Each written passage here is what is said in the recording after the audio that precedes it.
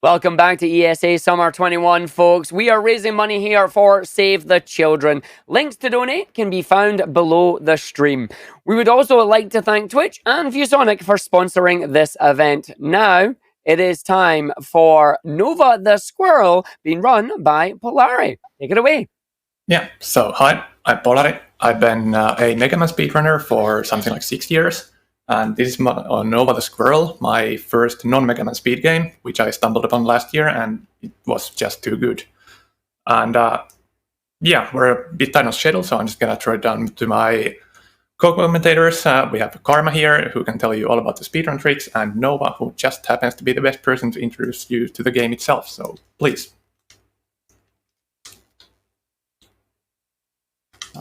Oh, yeah. This is Nova the Squirrel. I made it around when I was in college and just did it on the side. And it's the first big NES game I ever made. And it's pretty much me fulfilling the dream of making a platformer of my very own that I had since I was a kid.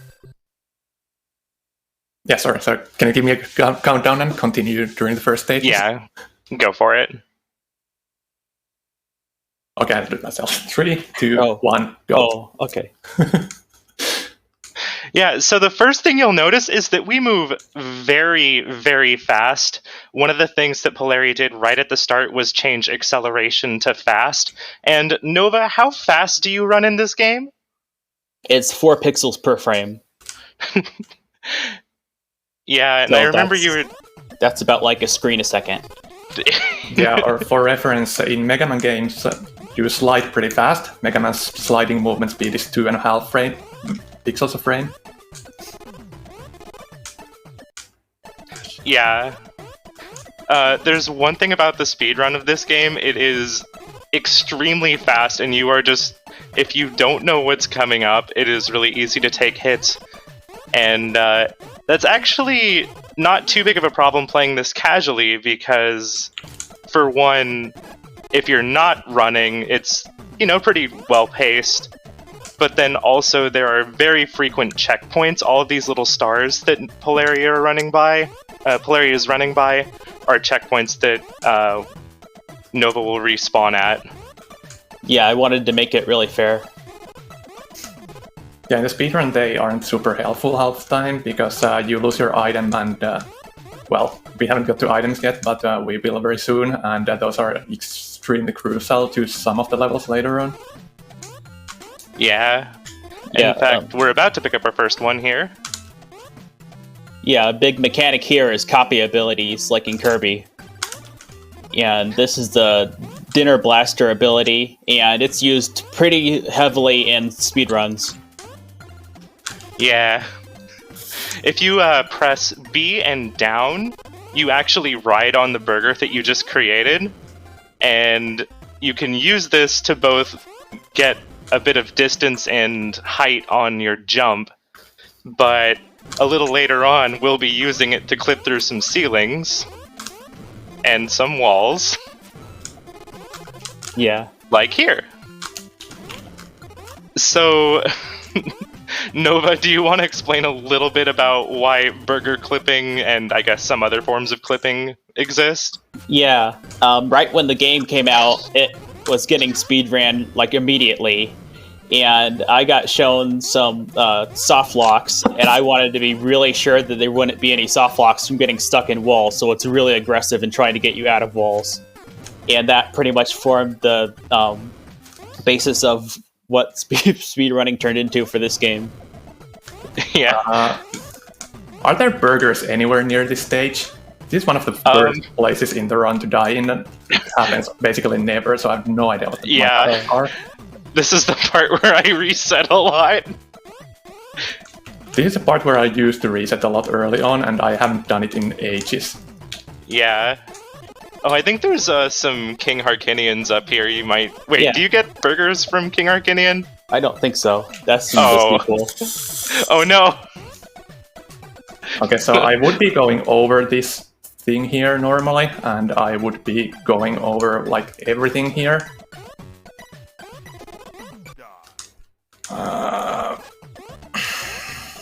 could always maybe snag a backup burger from the shop. Yeah, but I don't want to use the cheat options, and we don't legit have the shop yet. Yeah, that's fair. Yeah. Oh yeah, I guess burgers here. Yeah, oh, exactly. nice. There's cannons. Refill first. Yeah, good idea. Alright, we're back on track. We have burgers again. Well, So after the... That's a nice way to start the run. I think we have 8 of these, or no, more than 8. Well, Yeah. That was a reference to a previous game I made called Double Action Blaster Guys, and it had you pretty much do the same gameplay you had in that game. And we have now moved on to the Bummer Club. Yeah, this is the puzzle platforming world, where it actually starts to introduce stuff that makes the game unique instead of just regular platforming. Yeah. watch We'll me be solve- skipping a lot of it with burgers, Yeah. but you know. Yeah, watch me solve puzzles. Yeah, I guess an advantage of that is that if you want to play the game yourself, the puzzles aren't all spoiled for you. Yeah. I really do highly recommend giving this a try casually, because there's a lot to this game that you might not see in the speedrun here, because we're going to be using burgers and nice blocks Yeah. for most of it to circumvent a lot of things. And there's rooms you wouldn't go into in a speedrun because they're just for 100%. Yeah.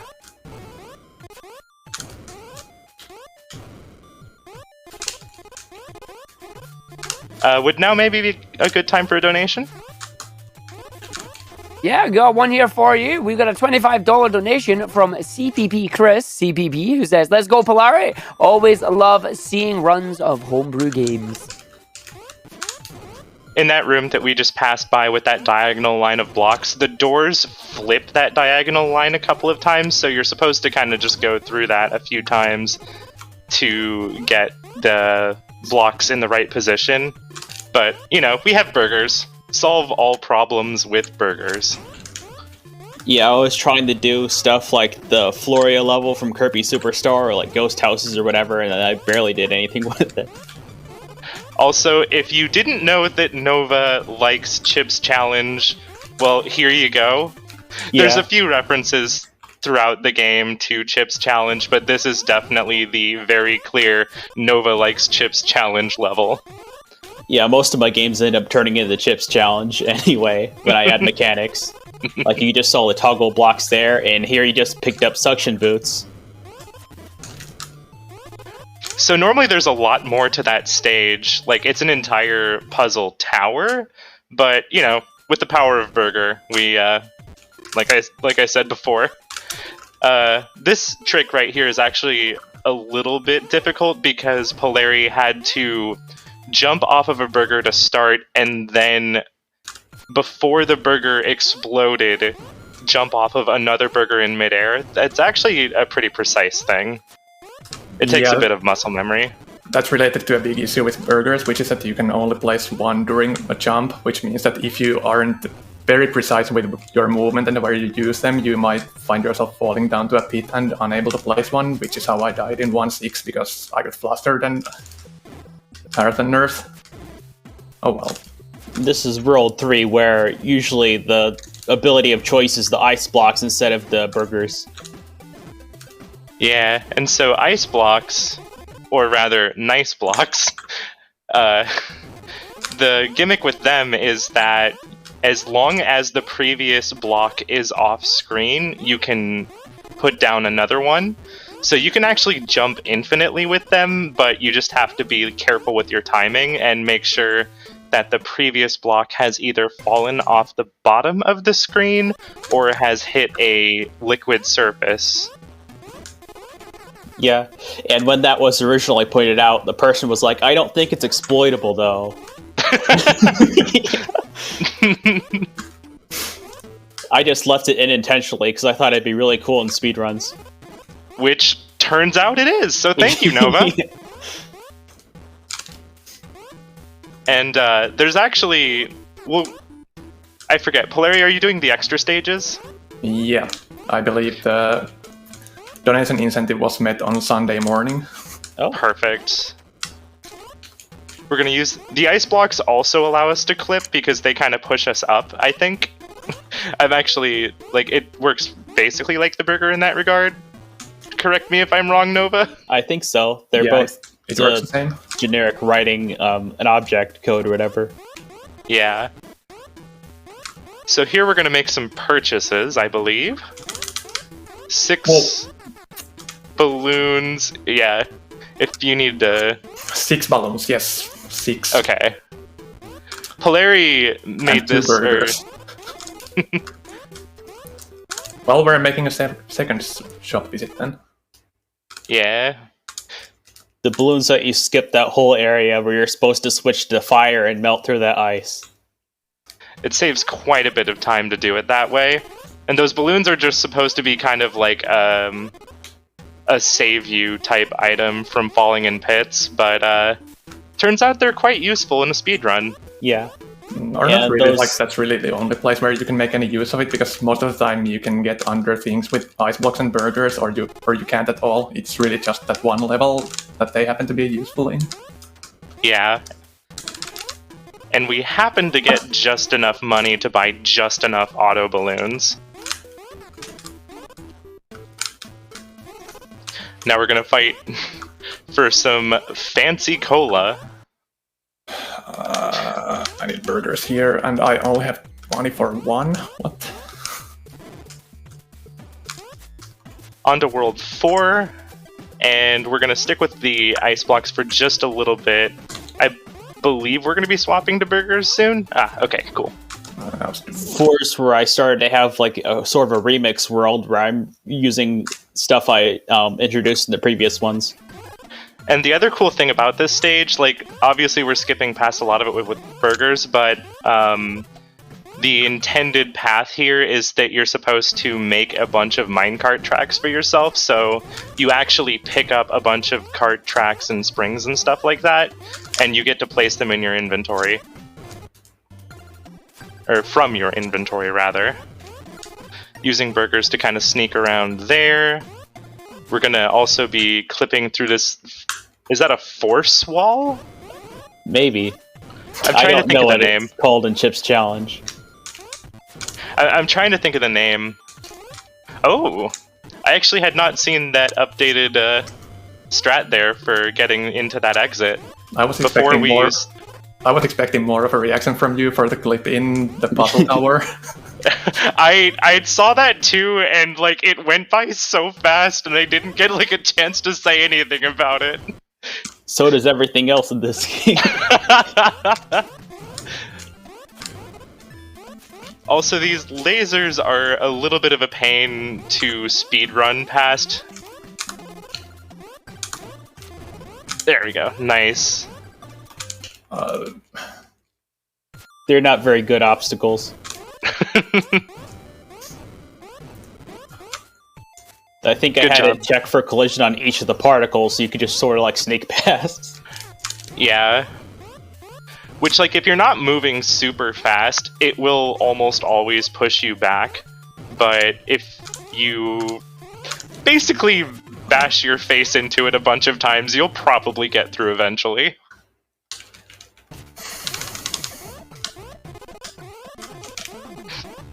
So, Nova, why this boss? This was a recreation of a really awful fighter I made in Fighter Maker 2 for the PlayStation 2, and I tried to give him like similar moves. It was just this really overpowered boss, so I thought it'd be really cool to have you fight it. Yeah. I'm just thinking about that YouTube video you posted a while back that actually showed off that character's moveset. Then my brother in the comments was like, "Yeah, I fought him," and this bringing back these awful memories. Jeez, that was a really fast boss. Yeah. That was Jack Stone, by the way, I believe was his Yeah, name? that's Jack Stone from this Lego theme that I don't think did very well, but they sent out this CGI video to like pretty much all the Lego club members, and it was so bad it's good, I guess. Is that the copter boat? Yeah, the heli boat. Heliboat, okay, sorry. Yeah. So World 5 kind of pulls together a lot of the concepts from the previous worlds. Ooh. Oh! It looked like you were gonna save it there for a sec. I think now might not be a bad time for another donation or two. Thank you. We have got a gang of Bidoof coming in here with a $650 donation. They are, of course, putting that to our Pokemon Diamond naming incentive, naming the Chimchar Bidoof, who has now taken the lead with $1,077 over Uncle Iroh at $1,060. Will the Bidoofs take the lead? We'll have to wait and see. Thank you very much, Bidoof, for that massive donation. Okay, and right here, when you're jumping off of burgers, there's a little bit of tech with that, where if you just immediately jump off of the burger, you can get a little bit more height, but if you press down and B and then just kind of let go of everything, you can ride the burger for a little bit before you jump off of it, so sometimes Polari is going to need to slow down just a little bit to stay on top of the burger before jumping off of it. And it's a really subtle thing that you don't really catch just from watching it, but it's a very important thing to keep in mind.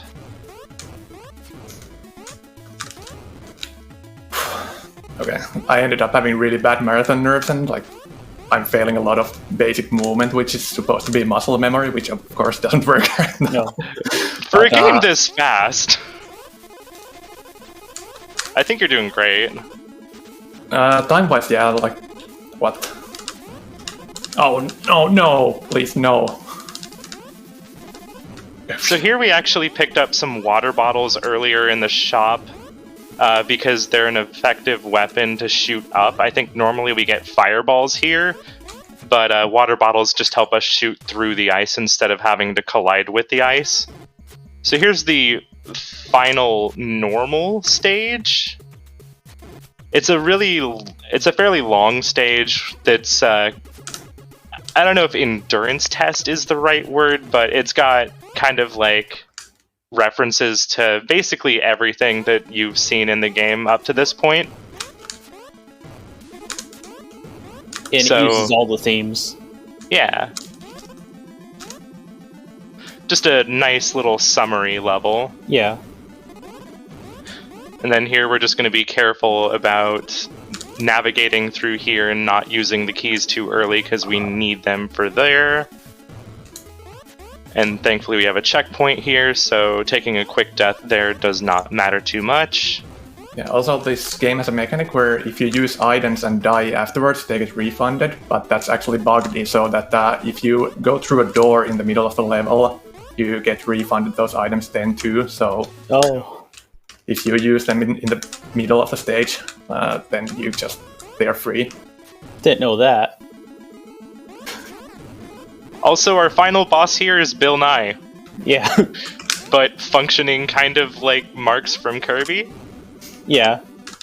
Also, you get a unique special weapon which is like a mirror thematically, but you can switch to any other weapon and will behave the same. And also, I just messed up patterns really badly. You're not supposed to take this big timeless here. The safe spot where you can just hang out. So normally time would have been when we hit exit there, but we're going to be moving on to a few more extra stages that are just kind of like nice little bonus levels. Oh yeah, I should have mentioned that was the time right there at the end of that boss, but we have the donation incentive, which was met earlier this week already, to play through the bonus levels, which this is the first of, and I am not as practiced with these three because nobody really runs any kind of a 100% category, so I hope I don't mess up too bad here. Yeah, I made these bonus levels and I was waiting for the musician to finish the soundtrack because we did a lot of that stuff at like the very end. It didn't have music until like a week before release and stuff. So this is the stage that kind of teaches you how to use the nice cubes to actually jump infinitely. Yeah, because it makes it required.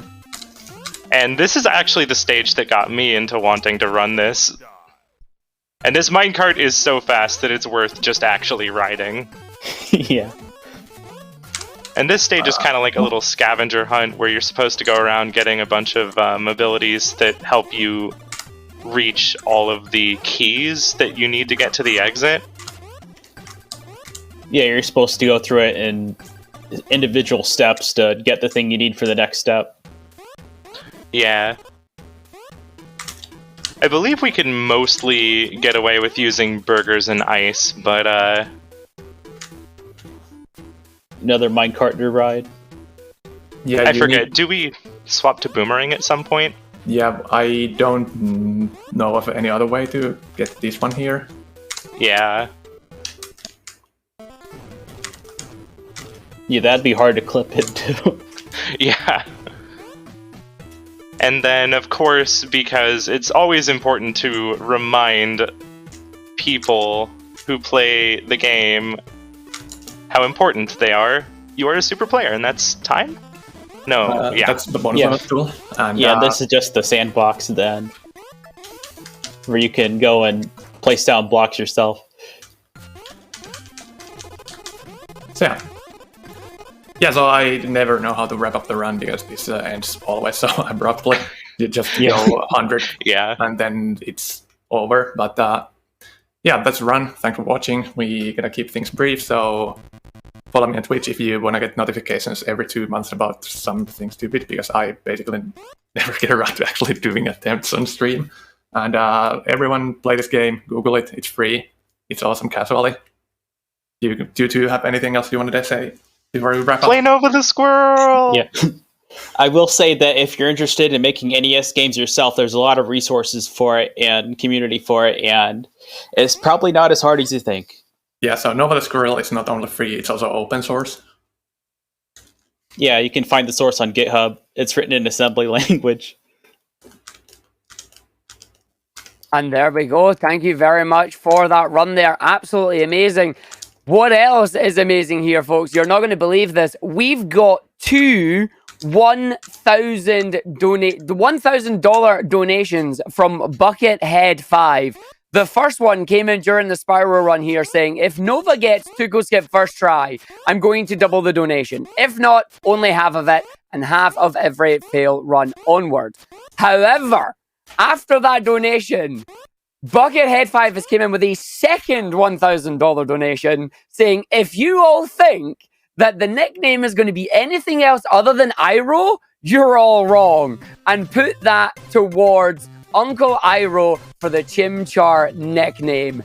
Absolutely phenomenal. Thank you very much for your amazing generosity there. And also thank you very much for this amazing Nova the Squirrel run. I've never seen an NES game run that fast before. It's amazing. We're going to now head off out to our next run here. We're going to get set up for Ori and the Will of the Wisps.